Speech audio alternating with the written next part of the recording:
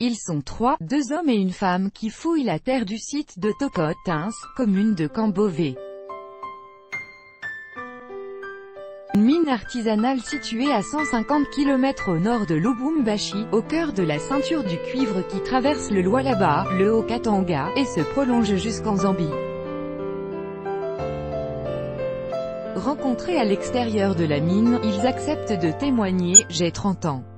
Cela fait 5 ans que je suis creuseur, j'étais infirmier, on me payait 50 $. Maintenant, avec la famille cela ne suffisait pas pour payer la maison. C'est trop cher sur Congo, dit l'un d'entre eux. Dans le site où ils travaillent, ils sont plus de 1000. Nous sommes nombreux. Parfois, quand il y a des morts, les gens quittent d'abord. Dès qu'il y a du calme, les gens reviennent encore. Quant à la femme, elle a 40 ans, cela fait 10 ans qu'elle fait aussi le creusage dans les sites artisanaux. Elle raconte, les femmes utilisent les barres de mine pour creuser afin de trouver des minerais de cuivre et les amener au dépôt, pour les revendre. Si nous ne travaillons pas, les enfants n'auront pas mangé, les enfants ne seront pas scolarisés. J'ai 35 ans. Je n'ai pas d'emploi, dit le second homme. Je fais seulement le creusage, depuis au moins 15 ans. C'est-à-dire que nous utilisons nos barres de mine, les bêches pour creuser, jusqu'à atteindre même 25 mètres.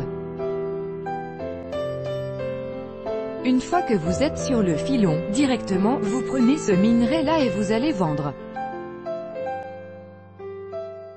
Il y a du cuivre, de l'or, du cobalt, coltan. Avec les Chinois, les prix ne montent jamais. Les mineurs artisanaux sont théoriquement organisés en coopérative. Ce sont elles qui revendent collectivement les minerais à des négociants en fonction de la teneur des minerais extraits et des prix du marché. Le tout dans des zones d'exploitation artisanale encadrées par les services de l'État afin d'assurer des conditions de travail décentes et des revenus justes. Mais pour ces creuseurs, rien de tout cela.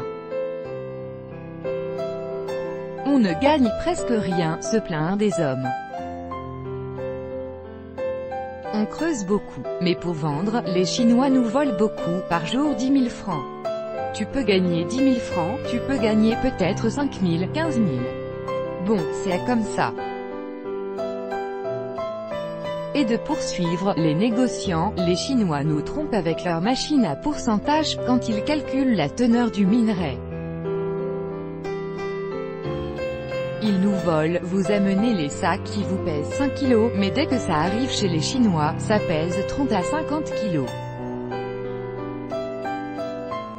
Vendre ailleurs. Et pourquoi ne pas vendre ailleurs? Ils sont un peu sécurisés par l'armée, c'est difficile, poursuit le même interlocuteur. La garde présidentielle est à leur côté. Vous discutez, ils vous poussent. Ils vous chassent. Nous ne travaillons pas pour une coopérative. Nous sommes tout seuls. Les prix ont pourtant augmenté. Est-ce que cela a motivé d'autres gens à venir travailler à leur côté? Chez les Chinois, les prix ne montent jamais. Nous savons très bien qu'il y en a qui sont informés sur les prix qu'on a sur le marché mondial. Ici, les Chinois sont en train de nous imposer le prix d'achat, déplore un des hommes. Mais normalement, ce travail est encadré.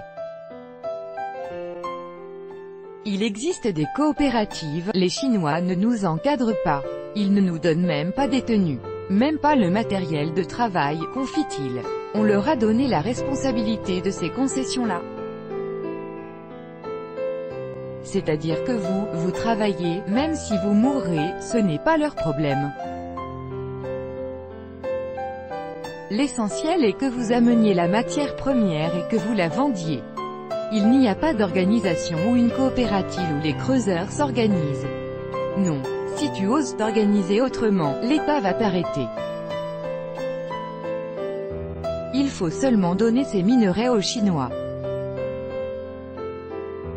Ces minerais sont revendus ensuite aux Chinois eux-mêmes qui savent où ils amènent leurs minerais.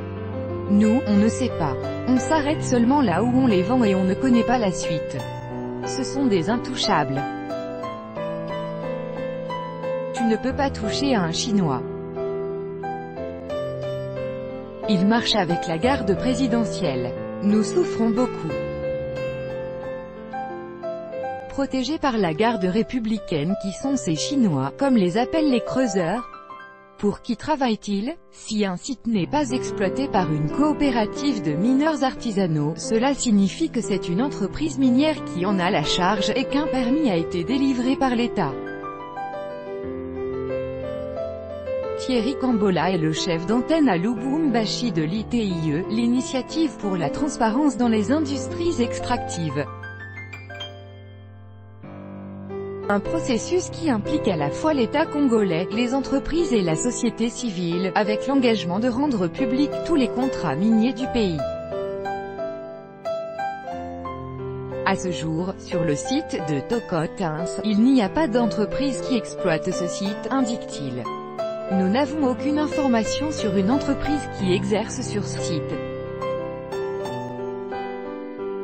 Lorsque les paiements significatifs sont payés à l'État, nous devons les divulguer.